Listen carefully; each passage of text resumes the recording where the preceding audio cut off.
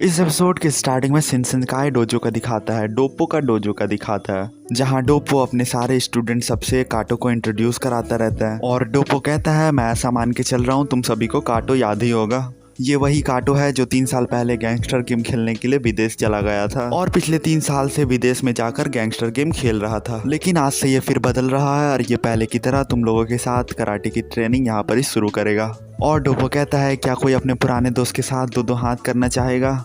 उतने में ही सारे स्टूडेंट के बीच से एक लड़का उठता है जिसका नाम तगागी रहता है। डोप्पो तगागी से कहता है शायद ये तुम्हारी ही जिम्मेदारी है काटो से दो हाथ करना, क्योंकि तुम इस डोजो के सबसे अच्छे स्टूडेंट भी हो और इंस्ट्रक्टर भी। और डोप्पो काटो से पूछता है क्या तुम्हें तगागी याद है। काटो कहता है क्या ये वही लड़का है जिसके पेट में हमेशा दर्द शुरू हो जाता था जब भी उसकी लड़ाई की पारी आती थी। तगाकी कहता है हाँ जैसे कि तुम बहुत सही थे उस टाइम। और फिर दोनों फाइट करना शुरू करता है। तगाकी काटो से कहता है कि मैंने सुना है तुम्हें अपनी जिंदगी वहाँ खोने का बहुत ज्यादा डर लग रहा था। वहाँ के लोगों के पिस्तल देखकर तुम इतना डर गए कि वहाँ से भागकर सीधा तुम घर आ गए। काटो उससे कहता है मुझे मालूम नहीं था चिकन बात भी करते हैं। और फिर दोनों फाइट शुरू करता है और उतना में ही तगाकी काटो की आंख में उंगली डालने जाता है, लेकिन काटो उसके हाथ उंगलियों के बीच में एक ऐसा कराटे चॉप मारता है कि उसका उंगली फट जाता है। तगाकी दर्द से चिल्लाने लग जाता है और फिर काटो तगाकी को बेवकूफ़ बोलते हुए उसके फेस पे किक मारता है और तगाकी नीचे गिरने लग जाता है। उधर तगाकी गिरा और इधर बाकी नीचे गिरा है। क्लासरूम का दिखा रहा है जहाँ पर ही सभी बाकी की तरफ देख रहे क्योंकि बाकी क्लासरूम में सो रहा था। टीचर बाकी से पूछता है कि तुम्हारा सोते हुए पढ़ने का काम कैसा चल रहा है हानमा। पूरा क्लास बाकी पे हंसने लग जाता। बाकी भी खड़ा होकर सॉरी कहता और नर्वस होकर बाकी भी मुस्कुराने लग जाता। और सीन चेंज होता और डोजो का दिखाता है जहाँ काटो कहता रहता तगाकी से तुम्हें क्या लगा तुम मेरे आंखों को फोड़ सकते हो अपने उन उंगलियों से, इतने कमज़ोर उंगलियों से तुम अंडे तक नहीं फोड़ सकते। काटो कहता और काटो अपने पाँव से तगाकी के फेस को दबाने लग जाता तो सारे स्टूडेंट काटो पे गुस्सा होने लग जाते। सभी कोई काटो को घेर लेता तो काटो मुस्कुराते हुए कहता चलो अच्छा है अब लगता है मैं तुम सभी को थोड़ा सा रियल वाला कराटा सिखा सकता हूँ। डोप्पो कहता है लगता है यही अच्छा रहेगा कि यह प्रॉब्लम मैं तुम्हीं पर छोड़ दूँ काटो। और कहकर डोप्पो निकल जाता है। और फिर सीन चेंज होता है और दिखाता है बाकी के स्कूल के रूफ का जहाँ पर ही काफ़ी स्टूडेंट बैठ के लंच करते रहते हैं। बाकी भी बैठा रहता है वहाँ पर ही खूब सारा लंच लेके। सारे बच्चे बाकी की ओर देखने लग जाते हैं क्योंकि बाकी अपना बहुत सारा लंच दबाने के बाद सारे खाने के रैपर पॉलीथीन और डिस्पोजल अपने पाँव के सामने ही में रखा रहता है। बाकी उन लोग की तरफ मुस्कुराते हुए देखता है और कहता है शायद मैंने लंच के लिए कुछ ज़्यादा ही सामान खरीद लिया था तो इसलिए मैंने खा लिया। और फिर डोजो का दिखाता है जहाँ काटो सारे स्टूडेंट को मारता रहता है। काटो उन लोग को मारते हुए बाकी का दिलेर बनने वाला पल सबको याद करके मोटिवेट होता रहता है। काटो उन लोग को काफ़ी मारते रहता है और कहते रहता है तुम लोग मुझे सेटिस्फाई करने के लायक नहीं हो। स्कूल का दिखाता है स्कूल का छुट्टी हो गया रहता है, बाकी की क्लास का क्लीनिंग ड्यूटी रहता है लेकिन बाकी फिर भाग गया रहता है। कोसे बाकी पे गुस्सा करते रहती कि बाकी फिर क्लीनिंग ड्यूटी से भाग गया है। कोसे की सहेली कोसे से आके कहती है अगर हस्बैंड घटिया हो तो वाइफ को झेलना पड़ता है। कोसे कहती है बस भी कर दो माई। और फिर माई सीरियस होकर कहती है सही में बाकी के साथ आखिर ऐसा है क्या, वो क्लास में हमेशा सोता है, बहुत ज़्यादा खाता है, स्कूल भी वो कभी कभी आता है और वो बहुत ज़्यादा केयरलेस है। और लास्ट में माई कहती है तुम्हें अपने हस्बैंड को संभालना चाहिए कोसे। और फिर कहती है मैं मजाक कर रही थी कहकर भाग जाती है। माई की बात सुनने के बाद कोसे तुरंत ही स्कूल ग्राउंड में और नीचे इधर उधर बाकी को ढूंढने के लिए निकल जाती है। कोसे स्कूल के बिल्डिंग के पीछे जाके देखती है तो बाकी उसे दिखता है 4-5 लड़का मिलके बाकी को घेरा रहता है। और बाकी उन लड़कों से कहता रहता है गाइस इस मंथ नहीं हो पाएगा, इस मंथ मेरा खुद घट रहा है। और कहता है मेरा बहुत मुश्किल समय चल रहा है। बाकी कहता है एक लड़का कहता है हम लोग का भी मुश्किल समय चल रहा है बाकी। तो दूसरा लड़का कहता है हम लोग तुम्हें हमेशा अच्छे से ट्रीट करते हैं ना बाकी। एक लड़का मुस्कुराते हुए बाकी को पकड़ कर कहता है कि अगर तुम आज हमें पैसे नहीं दोगे तो नेक्स्ट वीक में हम लोग तुमसे बहुत सारे ब्याज के साथ पैसे लेंगे। उतने में ही वहाँ कोसे आ जाती है और कहती है तुम लोग क्या कर रहे हो बाकी के साथ। एक लड़का पूछता है ये कौन है तो दूसरा लड़का कहता है ये बाकी के साथ रहती है। तीसरा लड़का कहता है ये बाकी की सेटिंग है और इसका बाकी के साथ। उन लोग की बात सुनने के बाद कोसे बहुत ज़्यादा गुस्सा हो जाती है तो बाकी कोसे से कहता है कि तुम बीच में मत आओ। कोसे कहती बाकी से तुम इन जोकरों को अपने साथ लगने क्यों दे रहे हो, तुम इन लोगों को पीट क्यों नहीं देते बाकी।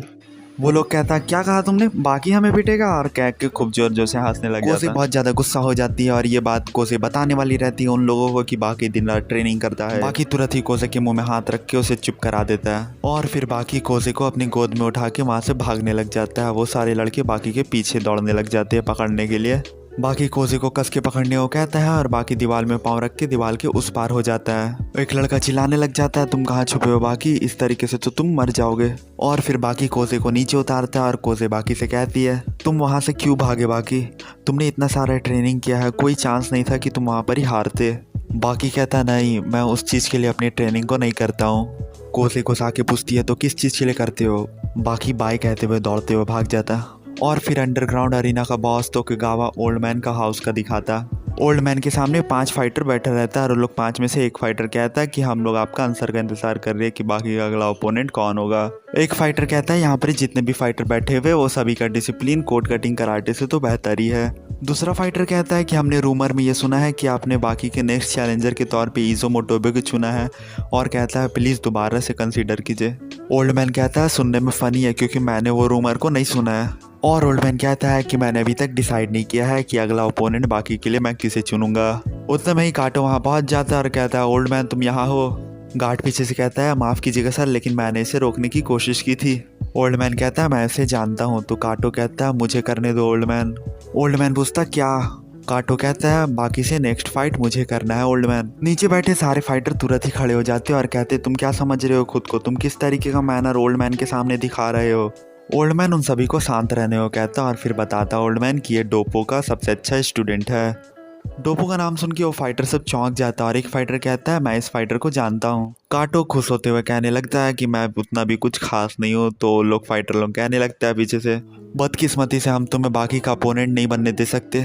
काटो गुस्साता तो फाइटर लोग कहने लगता हम जैसे लोग जिन्होंने अपने फाइटिंग स्टाइल को पूरी तरीके से परफेक्ट किया है उन लोगों के लिए अरीना वो होली लैंड है। और एक फाइटर पीछे से काटो से कहता है कि मैंने सुना है कि तुम 3 साल से गैंगस्टर बने घूम रहे थे, अरीना में तुम्हारे जैसे बदनाम फाइटरों को उतरने नहीं देना चाहिए। दूसरा फाइटर कहता है कि तुम खुद को डोपोरेची का चेला बताते हो, और मैं दावे के साथ कह सकता हूँ तुम लोग डोजो में करते क्या होगे, अपने मास्टर का सिर्फ कंधा ही न दबाते होगे। काटो गुस्साते हुए कहता है कि सही में तुम लोग का मुंह कुछ ज़्यादा ही चलता है। एक फाइटर कहता है कि अंडरग्राउंड अरीना सिर्फ लड़ने के प्लेस से बढ़कर है। बाकी हानमा जैसा खिचड़ी डिसिप्लिन वाला फाइटर अभी थ्रोन में क्या ये ज़्यादा सही नहीं रहेगा कि आप हम जैसे प्रॉपर डिसिप्लिन वाले फाइटरों को अरीना का किंग बनने का मौका दे। उतने में ही एगारी वहाँ आ जाता और एगारी कहता है अंडरग्राउंड अरीना वो जगह नहीं है जो तुम लोग सोच रहे हो। तो एक फाइटर कहता है कि तुम यहाँ क्या कर रहे हो गारी, यार तुम्हारा कहने का क्या मतलब है, हम लोग जैसे सोच रहे हो वैसा नहीं है। एगारी कहता है कि अंडरग्राउंड अरीना के होने का 2 रीज़न है। पहला कि वर्ल्ड के स्ट्रॉन्गेस्ट सब आपस में बगैर रूल के लड़ सकते हैं और बगैर नेचुरल लॉ को डिस्टर्ब किए ये मालूम किया जाता है कि सबसे स्ट्रॉन्ग कौन है। और कहता है दूसरा रीज़न ये है कि इससे इंटरटेन किया जाता है उन सभी लोगों को जो मार्शल आर्ट्स को समझते और अप्रिसिएट करते हैं। और एगारी इन शॉर्ट में कहता है कि होली ग्राउंड सिर्फ नाम का होली है, तो इससे रीति रिवाज ना जोड़ो तुम लोग। और कहता है मैंने सही कहा ना ओल्ड मैन। ओल्ड मैन कहता है हाँ तुमने बिल्कुल सही कहा, तुमने बिल्कुल मेरे मुंह से शब्द ले लिया, मुझे ऐसा लगा। और एक फाइटर कहता है कि लेकिन मैं इस बात के खिलाफ में हूँ। वो फाइटर कहता है कि इसमें मार्शल आर्ट्स के डिसिप्लिन का ऑनर कहाँ गया।